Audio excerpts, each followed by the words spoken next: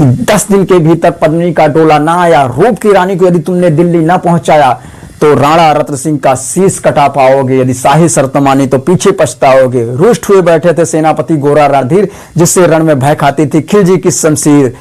महारानी हो तुम सिसोदिया कुल की जगदम्बा हो, प्राण प्रतिष्ठा एक लिंग की ज्योति अग्नि गंधा हो।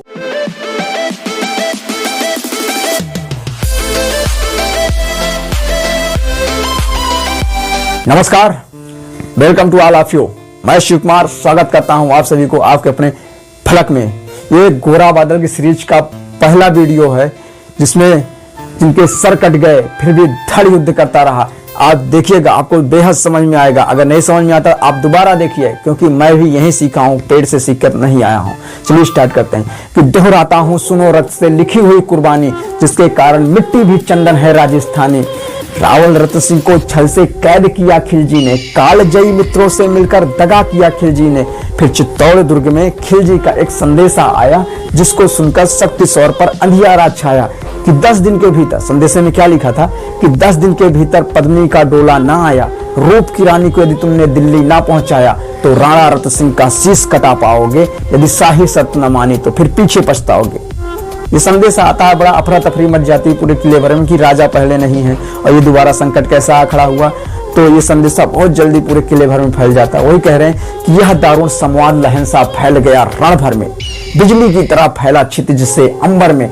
महारानी हिल गई, शक्ति का सिंहासन डोला था सत्य मजबूर जुल्म विजयी स्वर में बोला था। रुष्ट हुए बैठे थे सेनापति गोरा राधीर, जिससे रण में भय खाती थी खिलजी की शमशीर। रुष्ट हुए बैठे थे सेनापति गोरा राधीर, जिससे रण में भय खाती थी खिलजी की शमशीर। अन्य अनेकों मेवाड़ीगर रण छोड़ गए थे, रतन सिंह की संधि नीति से नाता तोड़ गए थे, परंतु प्रथम वीर गोरा को पद्मिनी ने खोज निकाला। वन वन भटक रहा था, मन में लिए तिरस्कार की ज्वाला।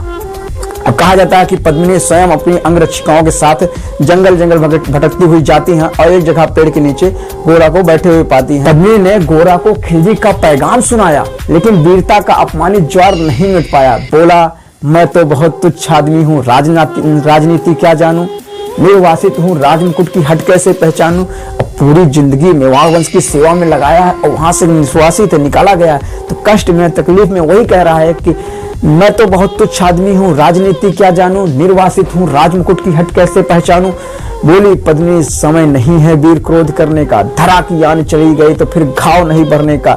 दिल्ली गई पद्मिनी तो फिर पीछे पछताओगे, जीते जी रजपूती कुल को दाग लगा जाओगे। राणा ने जो किया कहा माफ करो सेनानी, ये कहते हुए गोरा के कदमों में झुकी पद्मिनी रानी। पद्मिनी मेवाड़ वंश की आभा, मेवाड़ वंश की जगदम्बा, सिसोदिया कुल की जगदम्बा गोरा के कदमों में झुक जाती है। कैसा दृश्य है। हाँ हाँ हाँ, क्या करती हो गोरा, पीछे हट बोला। फिर राजपूती गरिमा का धड़क उठाता सोला, महारानी हो तुम सिसोदिया कुल की जगदम्बा हो, प्राण प्रतिष्ठा एक लिंग की ज्योति अग्नि गंधा। इन शब्दों से सम्मानित कर रहा है महारानी को। कैसी स्थिति है कि राजा कैद में है, यहाँ जंगल जंगल भटक रहे हैं। तो फिर भी गोरा को पता है, वही कह रहा है, महारानी हो तुम सिसोदिया कुल की जगदम्बा हो, प्राण प्रतिष्ठा एक लिंग की ज्योति अग्नि गंधा हो। गोरा के कंधे पर जब तक दुर्जय शीश रहेगा, महाकाल से भी राणा का मस्तक नहीं कटेगा। तुम निश्चिंत रहो महलों में, देखो समर भवानी, खिलजी देखेगा केसरिया तलवारों का पानी। खिलजी देखेगा केसरिया तलवारों का पानी, जिसके कारण मिट्टी भी चंदन है राजस्थानी। दोहराता हूं सुनो रक्त से लिखी हुई कुर्बानी। नमस्कार, हमें विश्वास है कि आपको वीडियो अच्छा लगा होगा। लाइक कीजिए और इसी तरह के और भी वीडियो चाहिए तो उसके लिए चैनल को सब्सक्राइब कीजिए।